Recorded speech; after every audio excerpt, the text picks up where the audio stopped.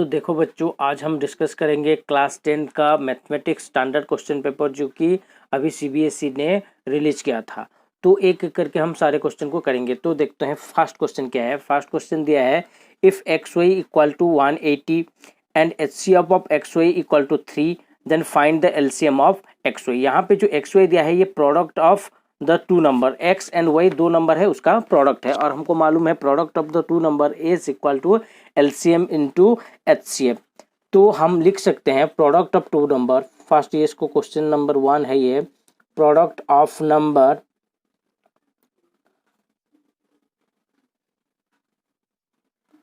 Of numbers equal to LCM into HCF है।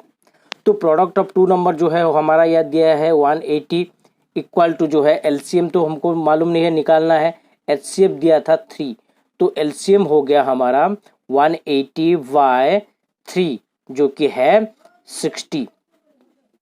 ये खत्म हो गया, ये इतना ही लिखना है और कुछ नहीं।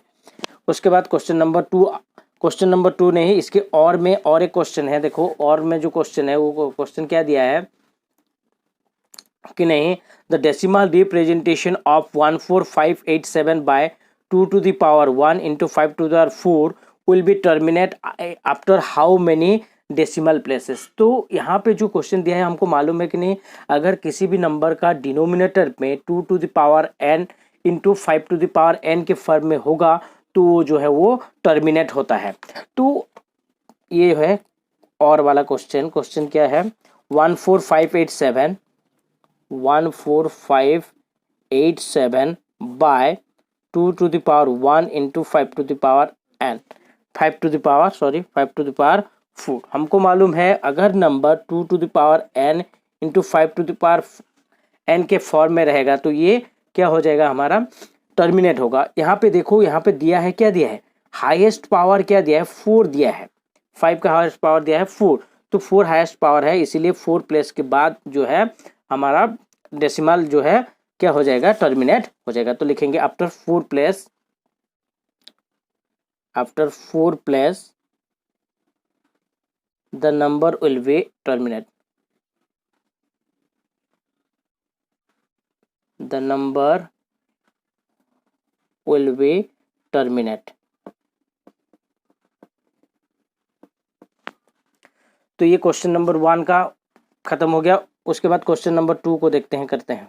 तो क्वेश्चन नंबर 2 क्या दिया है, क्वेश्चन नंबर 2 दिया है if the sum of the zeros of a quadratic polynomial 3x² minus kx plus 6 is 3 then find the value of k। यहाँ पे क्वाड्रेटिक पोलिनोमियल दिया है 3x²,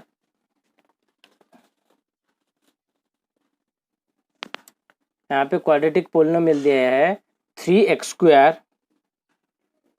माइनस kx प्लस 6 और इनका जो जीरो दिया है वो 3 दिया है। तो जीरो हमको मालूम है alpha and beta, sum of the zero दिया है तो सम ऑफ द जीरो दिया है, मतलब अल्फा प्लस बीटा जो दिया है वो 3 दिया है। तो फॉर्मूला हमको मालूम है अल्फा प्लस बीटा जो है वो क्या होता है कि नहीं, माइनस बी बाय ए है। इससे पहले हम लिख लेते हैं, यहाँ पे जो ए है वो है 3 है, बी जो है वो है माइनस के है, एंड सी जो है वो 6 है। तो alpha plus beta equal to minus b by a. तो अल्फा प्लस बीटा दिया है 3 equal to minus b means minus k by 3।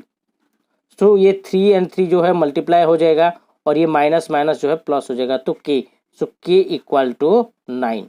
तो ये है हमारा आंसर। क्वेश्चन नंबर 3 को देखते हैं। फॉर व्हाट वैल्यू ऑफ के the pair of linear equation 3x plus Y equal to 3 and 6x plus k y equal to 8 does not have a solution. कि नहीं, जो सोल्यूशन नहीं होता है वो हमको कैसे मालूम होता है कि नहीं, अगर दोनों लाइन जो है, जो लीनियर इक्वेशन दिया है ये दो लाइन फॉर्मेशन करेगा, अगर दोनों लाइन जो है वो पैरेलल हो जाएगा तो पैरेलल होने से जो नो इक्वेशन आता है। तो ये है हमारा क्वेश्चन नंबर 3। तो क्या दिया था equation, 3x plus Y equal to 3 और दिया था 6x plus k y equal to 8, और नो सोल्यूशन के लिए पैरेलल होगा। For no solution for no solution the lines are parallel होना चाहिए। तो कंडीशन क्या दिया है, कंडीशन दिया है हमारा पैरेलल होने के लिए A1 by A2 equal to B1 by B2 but not equal to C1 by C2, ये कंडीशन होना चाहिए। तो यहाँ पे देखो A1 जो है वो है 3, B1 जो है वो है 1, C1 जो है वो -3, क्योंकि इक्वेशन के पास ये जो है लेफ्ट साइड में चला जाएगा तो माइनस हो जाएगा। उसी तरह A2 जो है वो है 6, B2 जो है वो K एंड C2 जो है वो है -8। तो अकॉर्डिंग टू ये क्वेश्चन के हिसाब से अगर देखेंगे तो A1 by A2 means 3/6 equal to 1/K, और इसको हम नहीं लेंगे क्योंकि हमको K ही का वैल्यू फाइंड करना है। तो K का वैल्यू तो यहाँ से ही मिल जाएगा, तो K इक्वल टू क्या हो जाएगा 6/3 इक्वल टू 2, ये है हमारा। अभी देखते हैं क्वेश्चन नंबर 4 को। क्वेश्चन नंबर 4 क्या दिया है, if 3 chair and 1 table cost 1500 and 6 chair and 1 table cost 2400 from linear equation two represent this situation. मतलब इस क्वेश्चन को हम लीनियर इक्वेशन पे रिप्रेजेंट करेंगे। तो लीनियर इक्वेशन पे रिप्रेजेंट करने के लिए हमको चेयर का वैल्यू लेना होगा और टेबल का वैल्यू लेना होगा। तो हम लेते हैं लेट, ये है हमारा question number 4, let the cost of 1 chair equal to x rupees, cost of 1 chair equal to x rupees and the cost of 1 table equal to y rupees। उसी के हिसाब से फर्स्ट इक्वेशन जो हो जाएगा 3 चेयर एंड 1 टेबल, 3 चेयर का value कितना हो जाएगा 3x, 1 टेबल का वैल्यू कितना हो जाएगा y इक्वल टू हो गया 1500, ये है फर्स्ट इक्वेशन।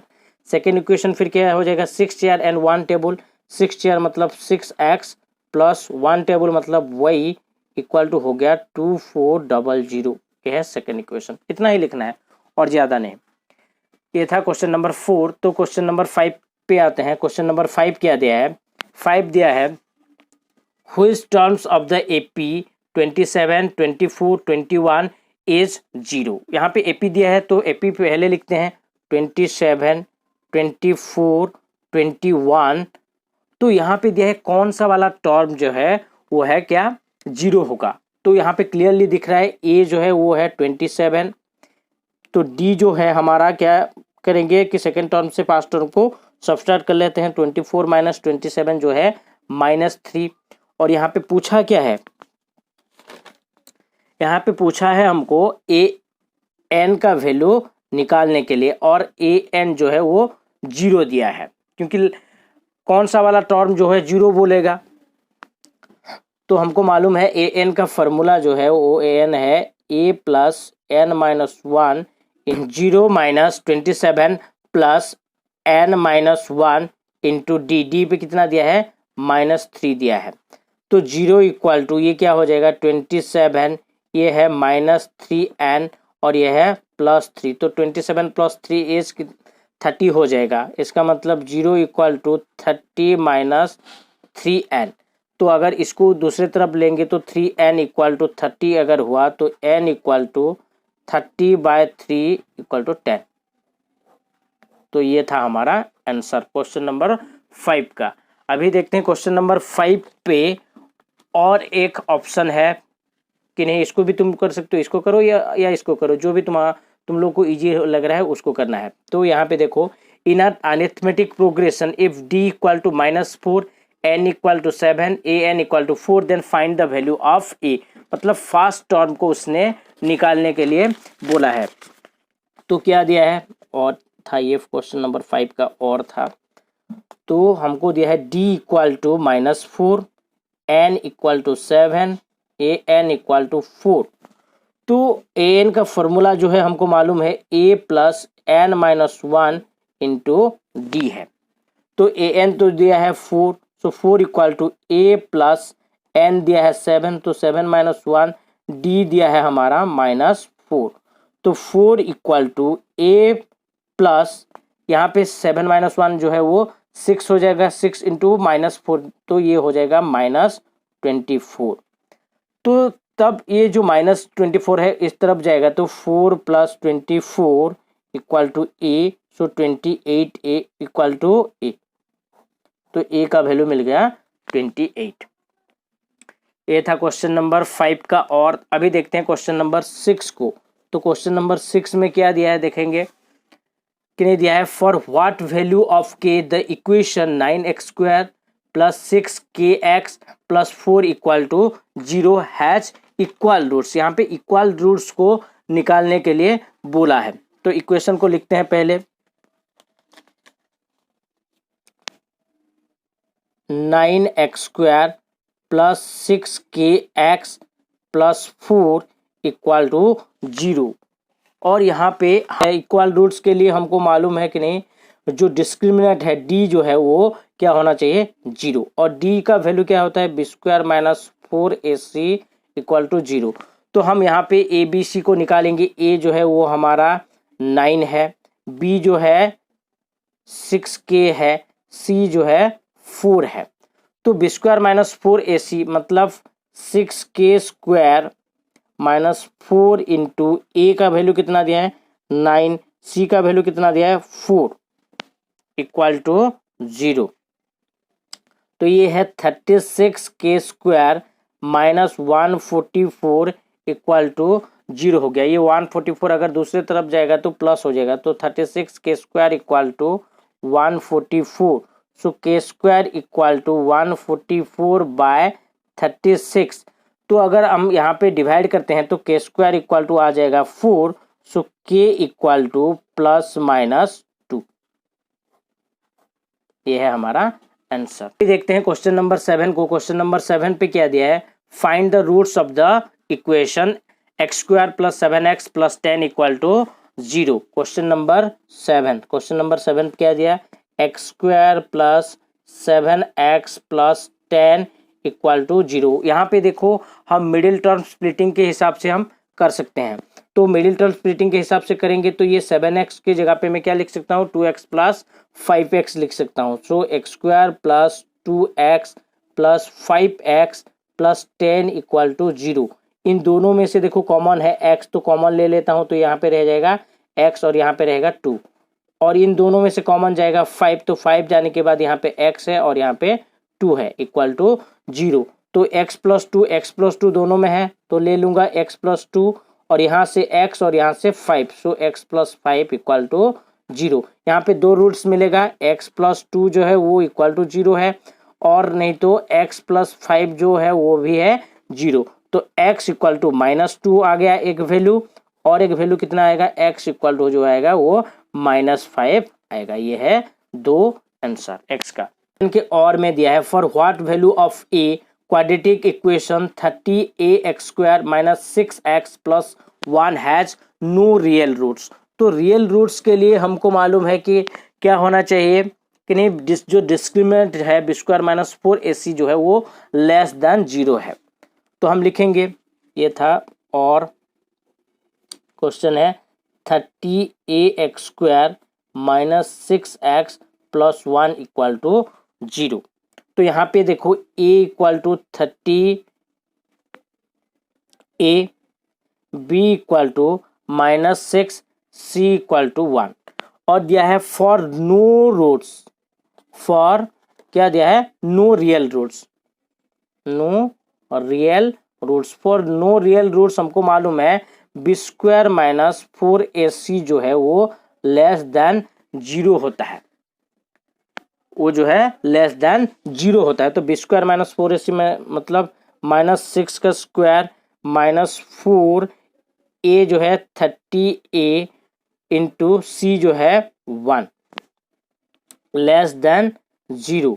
सो -6 का स्क्वायर जो है वो 36 है, माइनस यहाँ पे कितना हो जाएगा कि नहीं होगा 4 इंटू 3, सॉरी दिस इज ये 30a है, 30a, 4 into 30 equal to 120A less than 0।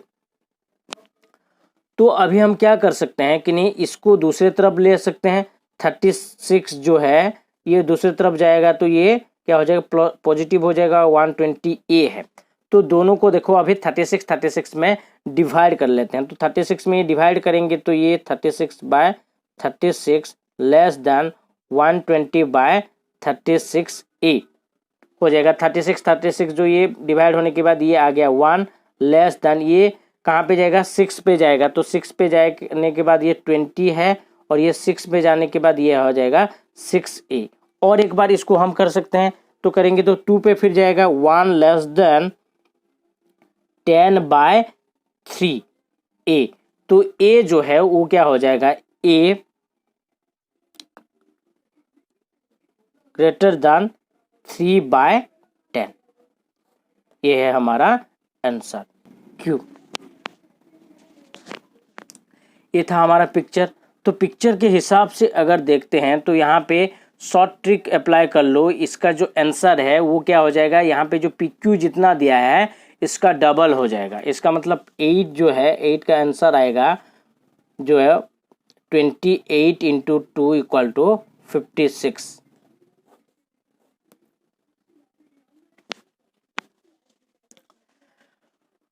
उसके बाद देखो क्वेश्चन नंबर 9 को देखते हैं। क्वेश्चन नंबर 9 पे क्या दिया है, इफ टू ट्राइंगल। तो अभी देखते हैं क्वेश्चन नंबर 9 को। क्वेश्चन नंबर 9 पे क्या दिया है, if two tangent are inclined at 60 degree are drawn to a circle of radius 3 centimetre, then find the length of each tangent. तो यहाँ पे एक सर्किल है, इस सर्किल के ऊपर क्या हुआ है कि नहीं, 2 टेंजेंट ड्रॉ हुआ है और दोनों टेंजेंट जो है यहाँ पे 30 डिग्री एंगल के साथ मीट हुआ है। तो यहाँ पे ये जो है ऐसा जाएगा पूरा, इसको थोड़ा सा ऐसे कर लेते हैं, ये नहीं टच हुआ। तो ये है हमारा दोनों टेंजेंट।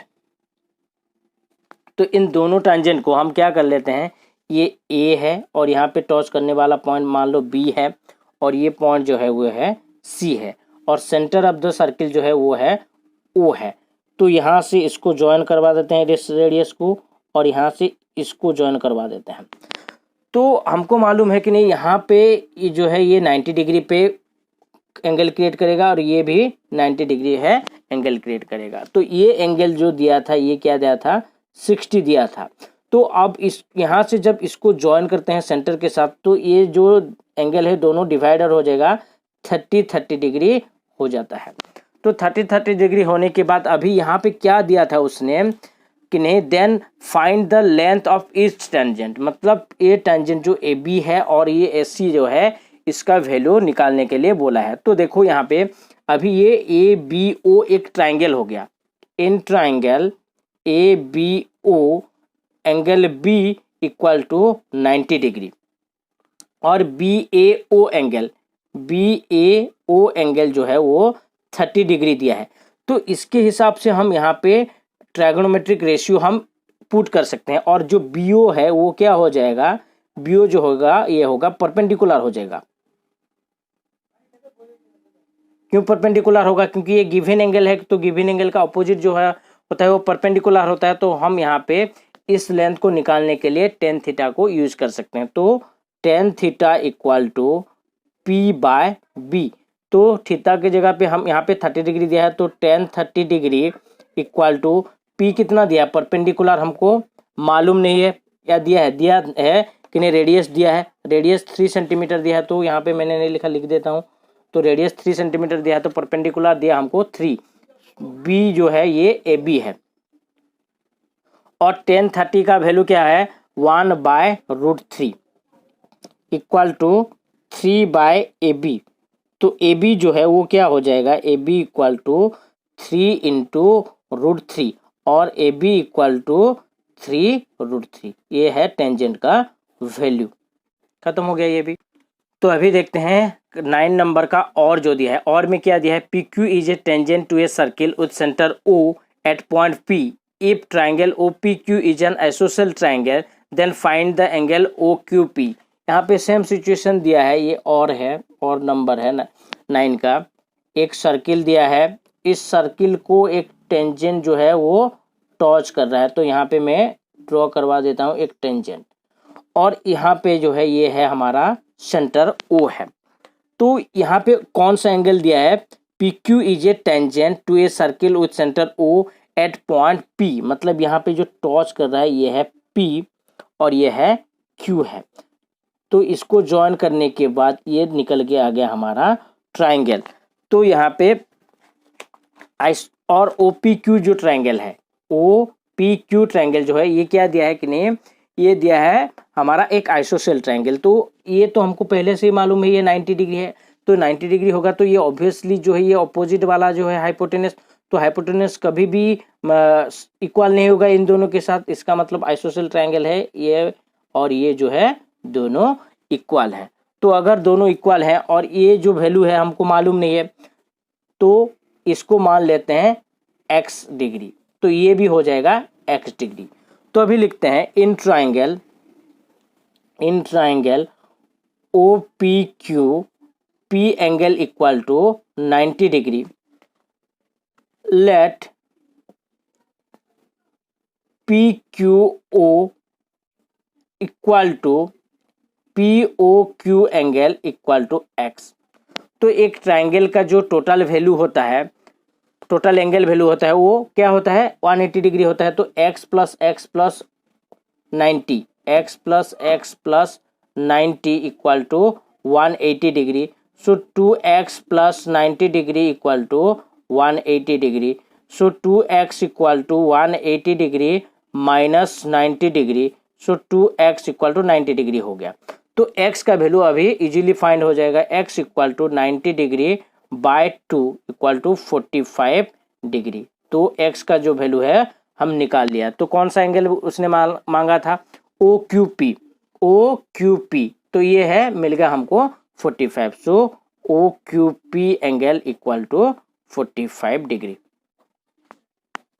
नंबर 10 को, क्वेश्चन नंबर 10 क्या दिया है, in triangle ABC D and E are points on the side AB and SC respectively such that DE parallel to BC if AE equal to 2 cm, AD equal to 3 cm, BD equal to 4.5 cm, then find the value of CE। क्या दिया है कि नहीं, ये है question number 10। एक triangle दिया है, तो मैं एक ट्राइंगल ड्रॉ करता हूँ, ये है वो ट्राइंगल, और इसको नेमिंग करवा देता हूँ ABC, और AB एंड SC पे 2 पॉइंट है D और E है, तो ये है D और ये है E, और इसमें वैल्यू दे दिया है, AE दिया है कितना दिया है, AE 2 सेंटीमीटर दिया है, AD दिया है 3 सेंटीमीटर, उसके बाद BD दिया है 4.5, और निकालने के लिए बोला है CE निकालने के लिए बोला है, और एक चीज दिया है DE पैरेलल है BC के साथ, गिवन दिया है DE पैरेलल विथ BC। तो हम बेसिक प्रोपोर्शनलिटी थ्योरम यहाँ पे पुट कर सकते हैं। According to basic proportionality theorem के हिसाब से क्या हो जाएगा, AD by BD equal to AE by EC है। तो AD का वैल्यू कितना है, 3 है, तो 3 बाय 4.5 इक्वल टू AE जो है वो 2 है, 2 बाय EC है। तो अभी इसको क्रॉस मल्टीप्लिकेशन करेंगे तो ये हो जाएगा 3 into EC equal to 2 into 4.5। तो EC का जो वैल्यू है वो क्या हो जाएगा, 2 इंटू 4.5 बाय 3। तो ये 3 एंड 4.5 आपस में कैंसिल हो जाएगा, ये 1.5 है। सो 2 इंटू 1.5 जो है वो वैल्यू हो जाएगा 3 हो जाएगा। तो इसी का वैल्यू जो है वो हो जाएगा 3। ये है हमारा आंसर। तो अभी देखते हैं क्वेश्चन नंबर 11 को। 11 पे क्या दिया है कि नहीं दिया है, in figure if B1 B2 B3 and A1 A2 A3 have the same mark at an equal distance. मतलब यहाँ पे जो A1 से यहाँ पे डिस्टेंस है, A2 से A3 जो है ये सबका डिस्टेंस जो इक्वल है, इसी तरह यहाँ पे भी सबका डिस्टेंस जो है इक्वल है। लेकिन यहाँ पे पूछा है कि नहीं find the ratio C divides A B, मतलब ये जो सी है ये ए बी को कितने रेशियो में डिवाइड करेगा। तो यहाँ पे ड्रॉ करने के बाद देखो ये आ गया, इस A5 में पुट हो रहा है, A5 में पुट हो रहा है, और टोटल हमारे पास ए बी कितना है 8 है। तो इसका जो आंसर हो जाएगा ये 8:5 होगा। उसके बाद आ जाते हैं हम लोग 12 नंबर क्वेश्चन को। 12 नंबर क्वेश्चन पे क्या दिया है कि नहीं दिया है, sine A plus cos B equal to 1, A equal to 30 degree, then find the value of B is an acute angle. तो ये भी बहुत इजीली हो जाएगा। Sine A plus cos B दिया है हमको 1 और ए जो है वो 30 डिग्री दिया है। तो पहले हम इसको सॉल्व कर देते हैं। कैसे सॉल्व करेंगे कि नहीं, ए का वैल्यू को यहाँ पे पुट कर लेते हैं, sine 30 degree plus cos B equal to 1। तो साइन 30 डिग्री का वैल्यू कितना है 1/2 है। So 1/2 plus cos B equal to 1, तो कॉस बी इक्वल टू क्या हो जाएगा 1 - 1/2। तो इसको सॉल्व करेंगे तो क्या होगा कि नहीं, ये भी आ जाएगा 1/2 आ जाएगा। तो कॉस बी इक्वल टू 1/2, तो कॉस कितने का वैल्यू 1/2 होता है, कॉस 60 डिग्री का वैल्यू 1/2 होता है। तो कॉस बी तो ये रह गया, 1/2 की जगह पे हम कॉस 60 डिग्री लिख सकते हैं। तो कॉस कॉस जब कैंसिल होने के बाद बी रह गया हमारे पास 60 डिग्री। तो ये था हमारा आंसर। और 13 पे क्वेश्चन नंबर 13 क्या दिया है कि नहीं दिया है, if x equal to 2 sine square theta and y equal to 2 cos square theta plus 1, then find the value of x plus Y. तो यहाँ पे x इक्वल टू दे दिया 2 sine square theta and y का value जो दिया है वो है 2 कॉस स्क्वायर थीटा प्लस 1 दिया है। तो पूछा है x प्लस वाई, तो x प्लस वाई को हम इजीली फाइंड कर सकते हैं। तो x प्लस वाई दोनों को ऐड कर दो, 2 sine square theta plus 2 cos square theta plus 1। तो इन दोनों में से देखो 2 कॉमन है, तो 2 कॉमन ले लेते हैं। 2 कॉमन लेने के बाद ये आ गया साइन स्क्वायर थीटा और यहाँ पे रह जाएगा कॉस स्क्वायर थीटा, और इसको 1 को ऐसे ही रख लो। तो 2 के बाद यहाँ पे sign square theta plus cos square theta का जो वैल्यू है वो 1 है। सो 2 × 1 + 1, तो ये 2 + 1 इक्वल टू कितना हो गया 3 हो गया। तो x प्लस वाई का वैल्यू जो है वो 3 निकल के आ गया। तो बहुत इजी था। तो ये था हमारा आंसर। क्वेश्चन नंबर 14 क्या दिया है, 14 दिया है in a circle of diameter 42 centimeter, if an arc sustain an angle of 60 degree at the center where pi equal to 22/7, then what will be the length of the arc। तो easily है ये, और easy के हिसाब से हम कर सकते हैं। देखो यहाँ पे क्या दिया है, एक सर्किल दिया है, तो सर्किल में ड्रॉ करवा देता हूँ। और सर्किल के साथ उसने क्या दिया है कि नहीं, जो सर्किल का जो डायमीटर है वो 42 सेंटीमीटर है, लेकिन यहाँ पे एक आर्क जो है सेंटर के साथ कितना एंगल कितना डिग्री क्रिएट कर रहा है कि नहीं 60 डिग्री क्रिएट कर रहा है। तो ये है हमारा 60 डिग्री। और डायमीटर दिया था 42, लेकिन ये तो रेडियस है, तो रेडियस क्या हो जाएगा, डायमीटर दिया है हमारा 42, तो रेडियस हो जाएगा 42/2 इक्वल टू 21। तो रेडियस जो है वो हमारा 21 हो गया। तो यहाँ पे हम 21 लिख सकते हैं, ये भी 21 हो जाएगा। अभी उसने पूछा था कि नहीं, ये OAB कर लेते हैं। उसने पूछा था length of the arc. Length of the arc का वैल्यू जो है, फॉर्मूला जो है हमको मालूम है, length of arc equal to क्या है कि नहीं θ/360 × 2πr। तो थीटा तो हमको दिया है 60, तो 60/360 × 2πr, 2 × 22/7 × r जो है वो 21 है। तो अभी कैंसिल करते हैं, ये 60 के साथ ये जाएगा तो ये हो जाएगा 6, और ये 7 ये इसके साथ जाएगा तो ये है 3। तो यहाँ पे देखो 2 × 3 जो है वो 6 चला गया, और यहाँ पे रह गया सिर्फ 22। तो ये है 22। तो क्या मिला, ये length of arc, length of arc हमको मिल गया 22 सेंटीमीटर। ये था आंसर।